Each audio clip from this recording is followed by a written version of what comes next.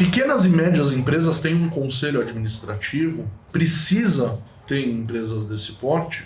Como fazer com que a conciliação de visão dos sócios da empresa tenha um único resultado positivo para ela?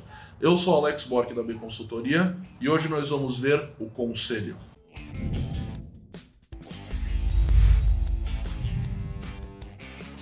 O conselho dos diretores existe originalmente porque grandes empresas chegaram no tamanho que precisava ter, onde os fundadores não se sentiam bem ou capacitados, ou já tinham tido sucesso demais para se preocupar e trabalhar no dia a dia da empresa. Então o que eles fizeram? Eles juntaram os sócios, criaram o conselho dos sócios. Este conselho dos sócios escolheu um diretor executivo para ser contratado e ser um profissional dirigente da empresa como um todo, e dentro disso se reportar e ser assessorado por este conselho dos sócios para que a empresa fosse autossustentável, ela ganhasse as próprias pernas e funcionasse sozinha. Hoje em dia a gente tem muitas empresas de pequeno e médio porte que têm o conselho. É uma coisa importante de se ter? Na verdade, só se essa empresa tem vários sócios.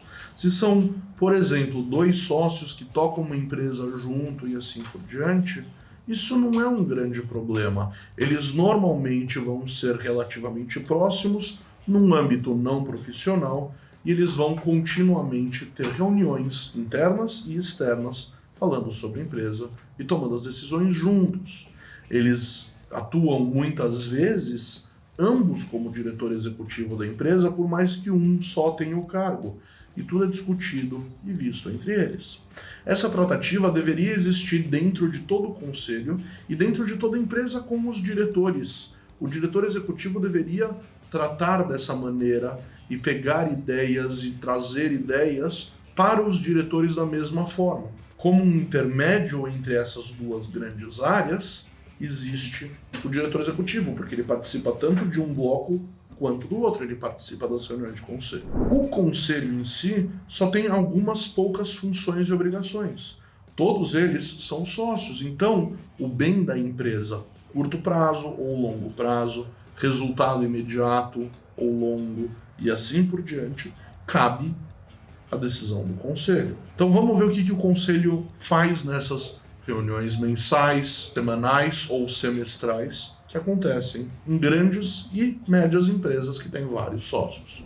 Também em empresas que só têm 2 ou 3 sócios, empresas menores, que o conflito dessa comunicação começa a complicar, normalmente como consultoria, a gente sugere o estabelecimento do conselho. O conselho ele pode ser formado por funcionários e diretores executivos, ou eles podem ser formados só por investidores e diretores executivos, mas de qualquer maneira as funções que eles precisam cobrir nessas reuniões são as seguintes. Primeiro, as grandes visões e políticas bases da empresa são estabelecidos por eles. Muitas vezes, quando você vê a meta básica ou o valor mais importante da empresa, isso não é estabelecido por um diretor executivo, mas sim pelo conselho. Eles passam isso para o diretor executivo, que precisa ser implementado como uma visão de prioridade na empresa.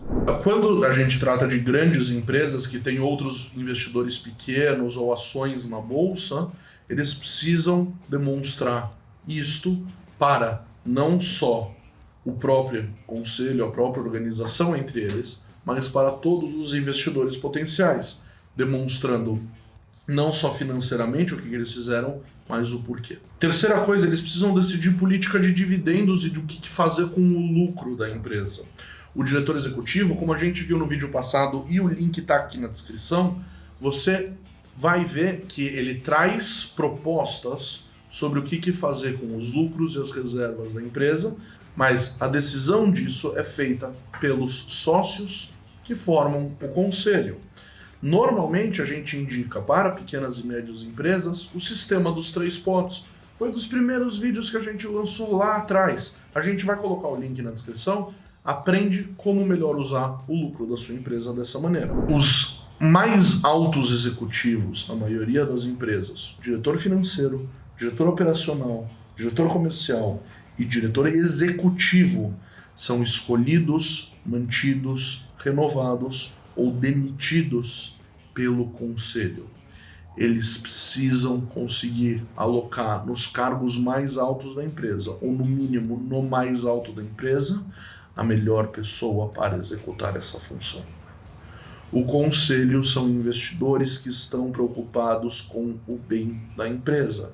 Eles precisam pessoas nos cargos mais altos que correspondam com a visão, pensamento, estratégia e resultado do que a média do conselho quer. Normalmente o conselho, já que é um grupo de pessoas, a votação pode ser feita de diferentes maneiras. Pode ser montado o conselho de tal maneira que cada um vota de acordo com a porcentagem que tem na empresa. Pode ser feito com que cada voto é um voto, não importa. Se você chegou a ser um investidor que tem mais do que X% da empresa ou mais do que X ações da empresa, você faz parte do conselho. Seu voto vale tanto quanto o de outro, ou vale na proporção do quanto você é dono. Já que a gente soltou o vídeo de diretor executivo semana passada e ele tem essa tratativa tanto com a empresa quanto com o conselho, eu gostaria de lembrar isso. O conselho tem poder sobre o diretor executivo, só que as nuances e minúcias dentro de tudo da empresa vão ser feitas pelo diretor executivo. Eles são os que dão as ideias vagas e o diretor executivo concretiza. Se não existe uma cooperativa para a tomada de decisões de uma maneira que vai ser executado obrigatoriamente pelo diretor executivo, por todos os diretores da empresa e por todos os encarregados e todos os funcionários, ele não está cumprindo sua função. Tenha certeza que, se você tem um conselho ou está montando um para uma empresa, ele tenha uma capacidade e uma noção clara de quais são os deveres e limites de cada um dentro da empresa e dentro do próprio conselho.